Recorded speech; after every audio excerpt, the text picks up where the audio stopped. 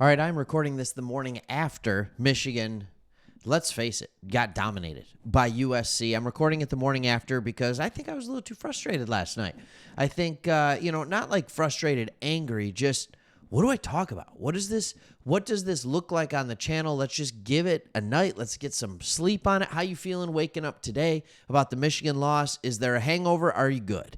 Like, are you good? And you should be good, right? It's not our identity. Michigan football is not our identity. And so we're hoping to do that. Hey, if you are new to this channel, my name's Craig.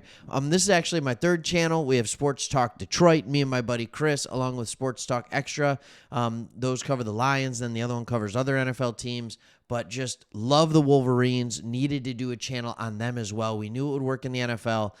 So far, it's doing okay. All right, losses like this definitely don't help the channel, but that's okay. It makes it mean more, and it makes me really look at, all right, what is my identity in? So anyways, wake up this morning, love your family as well, hang out with people, be a joy, be a delight to be around, despite Michigan not being a joy to watch at all last night, like at all. And yes, we'll start with the bad stuff, but there is some good news on the horizon and something that Michigan does that I really do. How do I want to put this? I admire something Michigan does with injuries. It's something you don't see being done, and they are purposely protecting their young men that are on this field. They are kids, right? Yes, they are being paid like they are very much adults, and I understand they are over 18, but they're still young. And they have grown men that are responsible for them, and that is happening. So, a couple of things that I want to talk about. First, let's just talk about the game itself. Michigan was dominated in really almost every facet of the game. Justice Haynes and Jordan Marshall were actually pretty good. They ran the ball at about 5 yards per clip between the two of them. This 3.5 you get here, it's because of the negative numbers. That's what it is. And otherwise, on true runs, we averaged about 5 or a little over 5 yards per carry. You'd like it to be a little bit better, but 5 is good. It's not good. It's not the 6.2 that USC was able to get. But again, there's a couple of chunk plays in that we are absolutely going to talk about.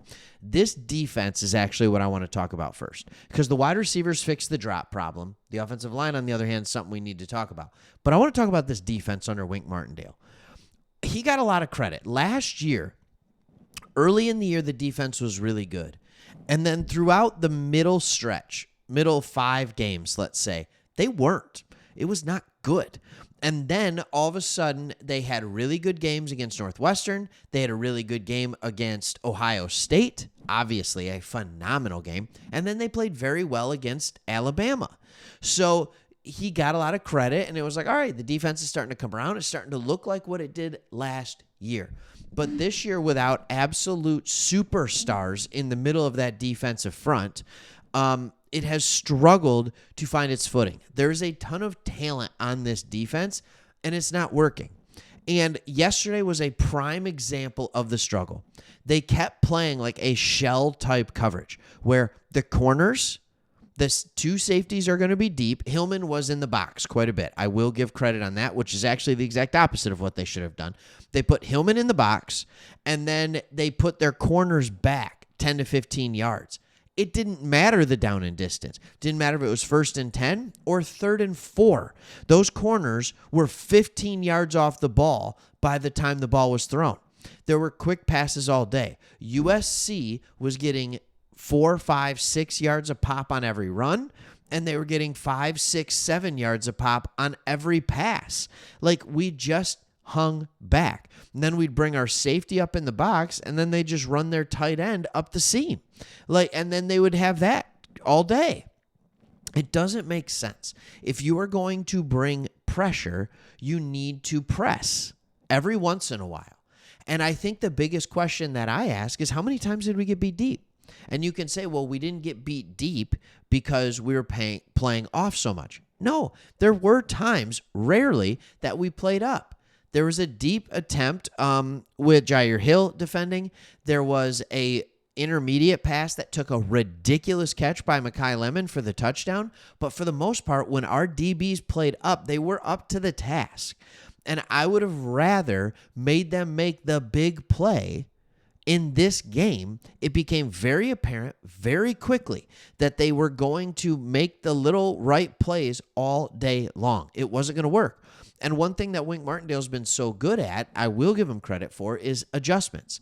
We get into that halftime, you make the adjustments, and you figure it out. He didn't do anything different in the second half. I mean, like, yes, there were some things that were slightly different, but overall the game plan was the same. And it didn't work. You needed to help your offense out in this game. But also, I will admit to this, we ran into a buzzsaw at USC. And it felt very similar to what we ran into at Oklahoma. It's just that USC had a better offense. But it does bring the concerns back to why can't this team travel under Sharon Moore? I believe with Sharon Moore being the coach, he's got Ohio State, right? We won in Ohio State in our backyard. But when we ever have to do any significant travel, it's not good. We look outmatched. We look disinterested. You have to start asking the questions of the coaching staff. What does this look like? I still think the offense is going to get there. I truly do. It's about getting a couple more weapons on the outside.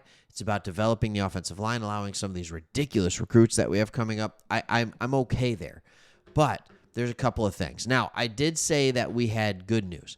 All right? Sharon Moore said this on Justice Haynes. He said he'll be okay. We'll just see how he goes as we go through the week. Just something on his side. He came back out, was working through it, probably could have went. We're extra cautious on our student athletes when anything happens to them, so we're going to make sure they are okay. All right? Hey, USC lost their top 2 running backs. Turns out their third one was ridiculous. Like, we've seen this happen before against Michigan.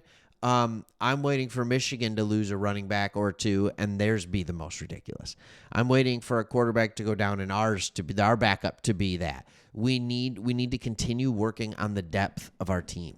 It's a thing that we have to do, but the defense looked tired from the get, which makes no sense. They looked hesitant. Like, play aggressive football. Win by the sword, die by the sword. Don't just lose death by 1,000 cuts by a little box cutter or something like that. That's what happened. We did nothing to change the narrative in that game. The run defense was abysmal. The pass defense wasn't much better. Again, we just allowed a high completion percentage. I understand that's one of the things he does. And then play up and attack it. That's thought. But it doesn't work when you play elite offenses that are willing to just take it. And this offense was perfectly mustered to do that, and we didn't win in the trenches. All right, good news, Andrew Marsh. He's really good. Like, he's a true freshman that's really good. He's the type of wide receiver that helps change this program around. So I think he's very good, but the offensive line has to give time for us in order to make big plays. When they did, we did. We made a big play. He made something happen. So is the sky falling? No. Do I think we're more likely to go 8-4 than 10-2? Unfortunately, yes. Do we have a 5-1 Washington team coming to Michigan as we're coming off of this? Yes. Let's see how we respond. Good teams don't lose 2 in a row. Yeah, I'm talking to you, Penn State. All right, or 3. Good teams don't lose 2 in a row, so let's see if we can bounce back and get and string together a few wins heading into the Ohio State game, get our confidence up, get our players playing well so we can get there. I still, from the beginning, I think from the beginning of this channel, I'm excited about the talent on this team. I always thought this was a 2-year project when Bryce Underwood is here. Never thought this is like, oh, this is a great team, playoff team in year 1. Always thought it was year 2. Let's just hope it pans out to be year 2, which is year 3 of the Sharon Moore era. All right. Thanks for watching. See you on the next one. Go Blue.